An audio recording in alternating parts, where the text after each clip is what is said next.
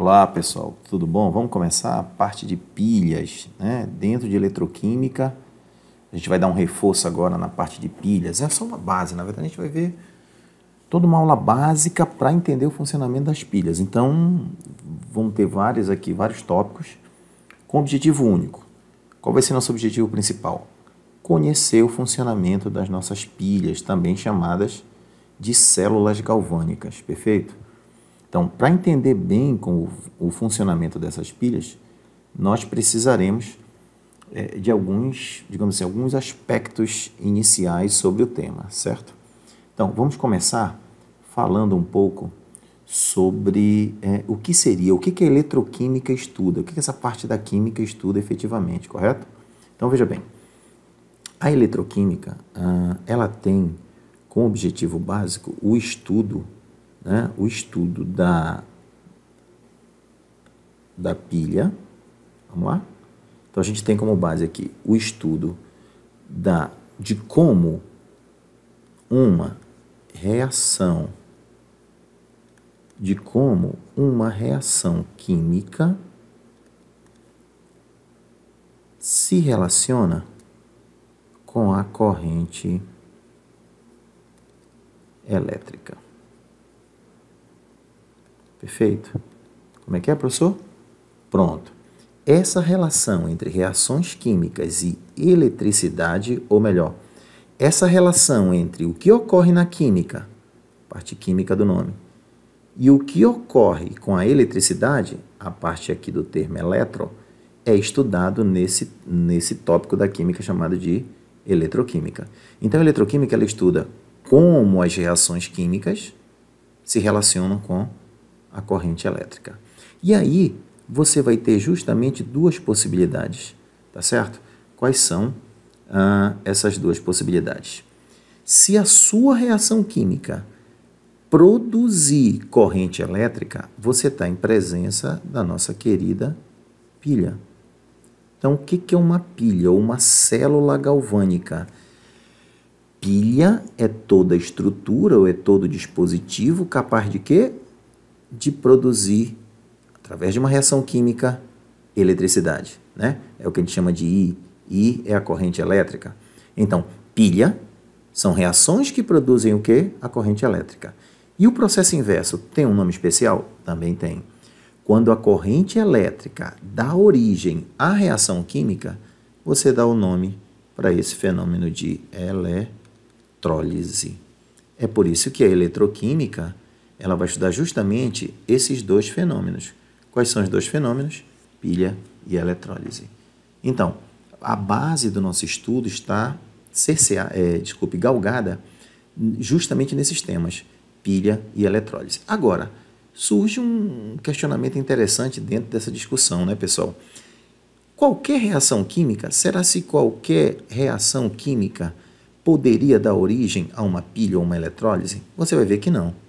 Você vai ver que somente aquelas reações que sofrem variação de NOx, que é aquele assunto que nós já discutimos em aula anterior, somente aquelas reações que sofrem variação de NOx, você vai ter a possibilidade de dar origem a uma pilha ou uma eletrólise. Então, só se fala em pilha e eletrólise quando houver variação de NOx.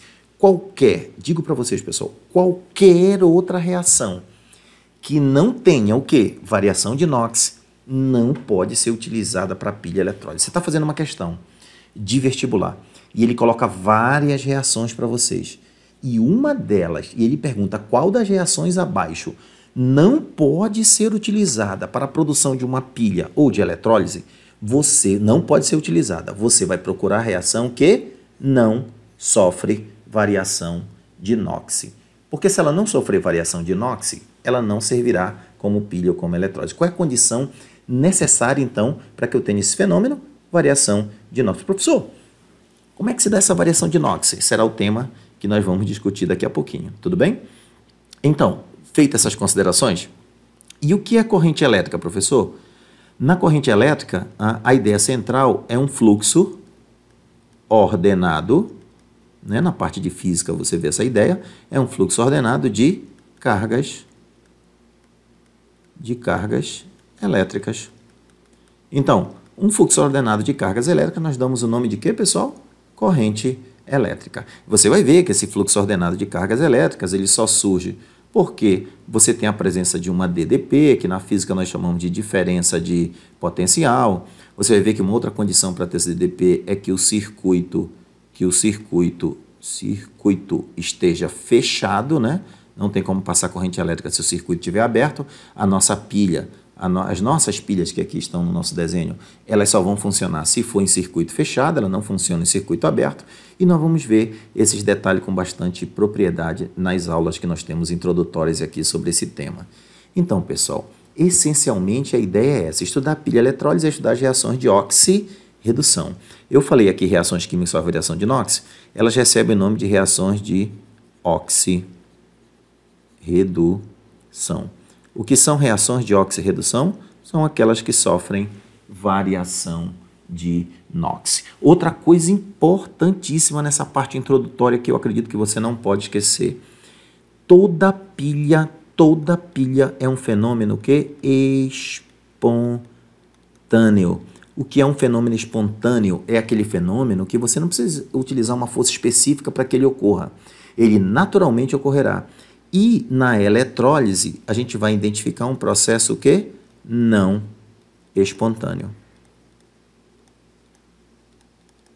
Mais especificamente, vocês vão ver que no processo espontâneo, a energia livre ela é negativa.